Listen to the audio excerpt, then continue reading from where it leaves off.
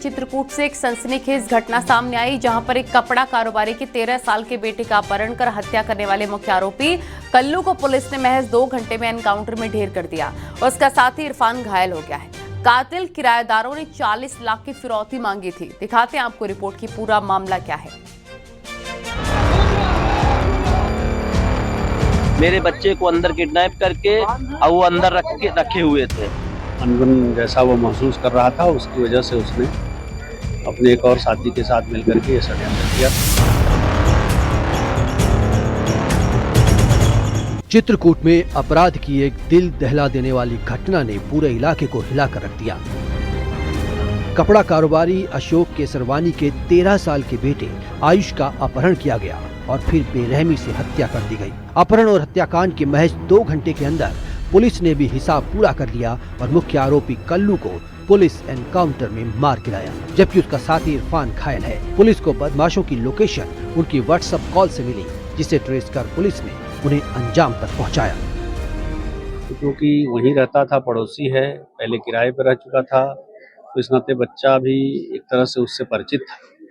But उस परिचय का लाभ उठा करके उसके साथ ये अमानवीय कृत्य हुआ और दोनों बदमाश पुलिस मुठभेड़ में घायल हुए हैं।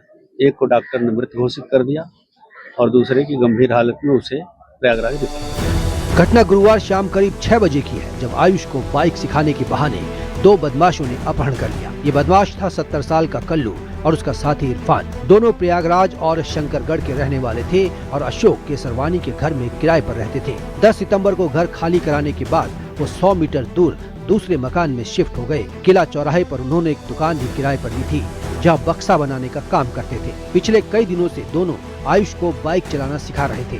गुरुवार को इसी बहाने उन्होंने अपहरण कर लिया। अपहरण के 2 घंटे बाद अनजान नंबर से व्हाट्सएप कॉल पर 40 लाख की फिरौती मांगी, लेकिन अशोक ने इनकार कर पुलिस को सूचित कर दिया। पकड़े जाने के डर से बदमाशों ने आयुष की हत्या कर दी और शव को बक्से में भरकर फरार हो गए।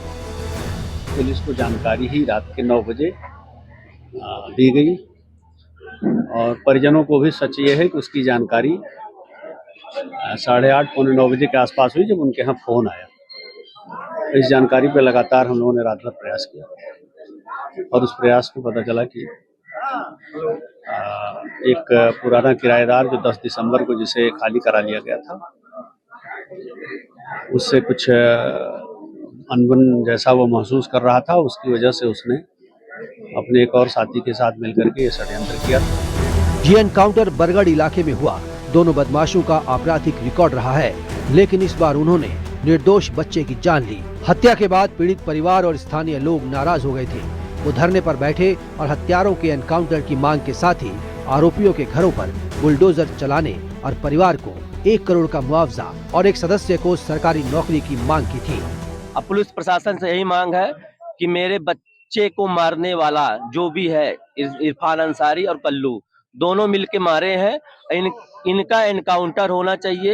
एनकाउंटर के बाद इनके जितने भाई हैं, इनके जितना परिवार है, पूरे घर में बुलडोजर चलना चाहिए। पुलिस का कहना है कि जांच जारी है और अन्य संदिग्धों पर भी सख्त कार्रवाई होगी, लेकिन इस घटना ने चित्रकूट को हिलाकर रख दिया था। जहाँ न सिर्फ एक मासूम का कत्ल हुआ, बल्कि दरिंदों ने परिवार के भरोसे का भी खून किया। Bureau report, news 18।